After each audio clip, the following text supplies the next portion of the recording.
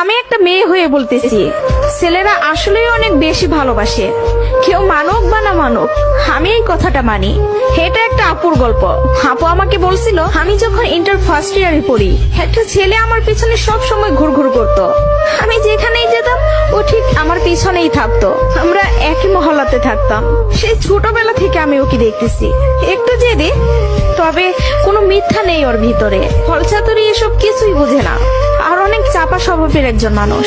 কষ্ট হলেও মুখ থেকে কোনো কথা বের করে না। ওই যে একটা কথা আছে না, বুক ফাটে তো মুখ ফুটে না।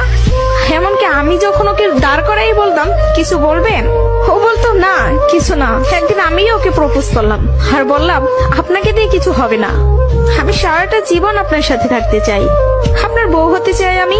কখনো দূরে সরাই দিবেন না তো?